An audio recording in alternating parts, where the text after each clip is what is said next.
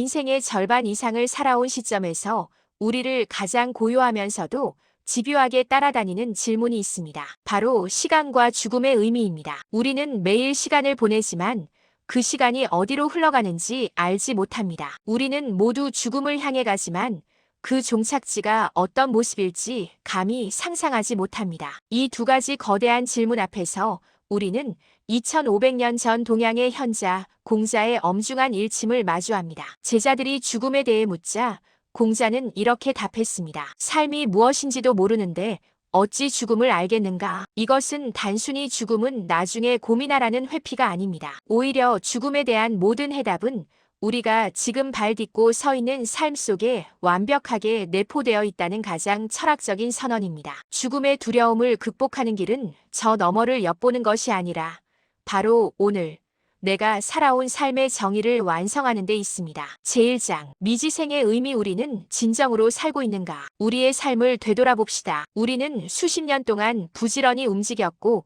수많은 것을 성취했습니다. 직장, 가정, 자녀 양육, 이 모든 것을 삶이라 불렀습니다. 하지만 공자의 관점에서 볼 때 우리는 시간의 흐름 속에 있었을 뿐 삶의 본질 속에 있었는지는 의문입니다. 시간을 보냈지만 그 시간을 온전히 내 것으로 만들지 못한 순간은 없었습니까? 시니어의 삶이 겪는 가장 큰 철학적 역설이 여기에 있습니다. 시간이 쌓인 만큼 지혜가 쌓여야 하는데 정작 우리는 뒤돌아볼 시간 없이 남들의 시선과 사회의 목표를 향해 달리느라 정작 내 안의 삶을 놓치고 살았습니다. 미지생이란 단순히 경험이 부족하다는 뜻이 아닙니다. 그것은 경험을 통해 깨달음을 얻지 못했다는 뜻입니다. 수십 년의 세월을 겪었음에도 나의 삶이란 무엇인가?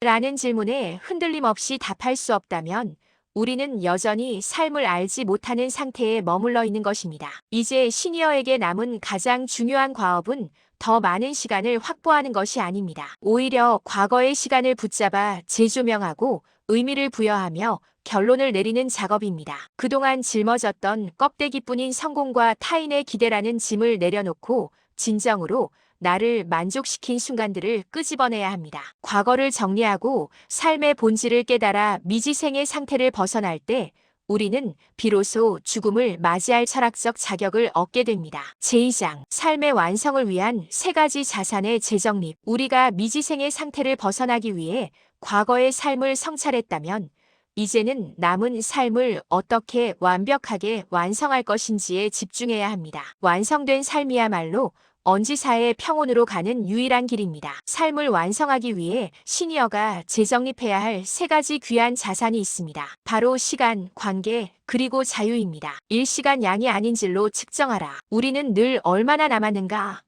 를 묻습니다. 하지만 시니어 철학은 묻습니다. 남은 시간을 어떻게 사용할 것인가? 우리의 모래시계를 상상해 보십시오. 오늘을 마지막 날처럼 사는 것은 극단적인 자세가 아니라 오히려 시간을 가장 존중하는 지혜입니다. 낭비했던 과거를 만회하는 유일한 방법은 현재의 이 순간을 압축적으로 충만하게 살아내는 것입니다. 취미, 학습, 감사, 사랑. 이 질적인 행위들이 우리 삶의 농도를 결정합니다. 이관계 정제된 소수와의 깊은 연결. 인생 전반전은 수많은 사람과의 관계를 맺고 유지하는 데 에너지를 쏟았습니다. 사회적 역할 때문에 혹은 체면 때문에 끌고 왔던 관계의 짐들이 많았을 것입니다. 그러나 삶의 후반전에서는 이 관계의 창고를 정리해야 합니다. 많은 사람에게 잘 보이려 하기보다 나의 존재 자체를 인정하고 아껴주는 단 몇 사람에게 모든 정성과 진심을 쏟아야 합니다. 불필요한 관계를 정리하는 용기는 내면의 평화를 위한 가장 중요한 실천입니다. 모든 사람에게 좋은 사람이 되려 애쓰는 대신 진정한 내 주변 사람과 나 자신에게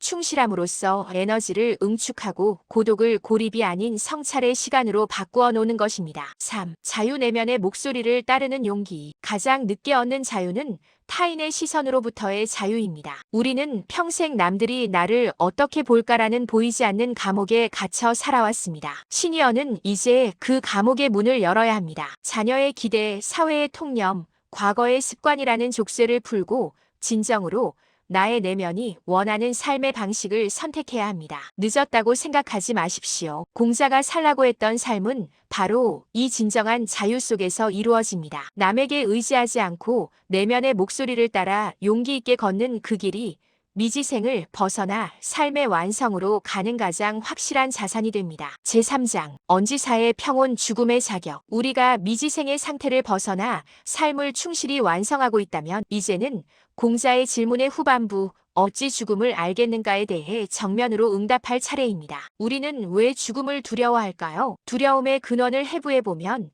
우리는 죽음 그 자체를 두려워하는 것이 아님을 알 수 있습니다. 우리는 대부분 미완성된 상태로 삶이 끝나버릴까봐 두려워합니다. 이루지 못한 꿈, 용서하지 못한 사람, 하지 못한 말과 같은 삶의 짐이 그대로 남아 미완의 상태로 모든 것이 지워지는 것을 걱정하는 것입니다. 하지만 완성된 삶을 산 사람에게 죽음은 더 이상 공포가 아닙니다. 그것은 삶의 긴 여정 끝에 찍는 필연적인 마침표이자 그 삶의 의미를 확정짓는 최종 선언이 됩니다. 우리는 죽음을 삶의 반대편에 두기 때문에 두려워합니다. 그러나 신이여 철학은 죽음을 삶의 일부로 삶의 의미를 부여하는 필수적인 요소로 받아들이라 가르칩니다. 고대 로마의 철학자들이 늘 외쳤던 구호처럼 죽음을 기억하라, 미멘토 모리. 이것은 삶에 대한 염세주의가 아닙니다. 오히려 죽음을 매일 기억해야 오늘 내가 해야 할 일이 무엇인지 명확히 알게 된다는 지고의 지혜입니다. 죽음을 인식하는 행위는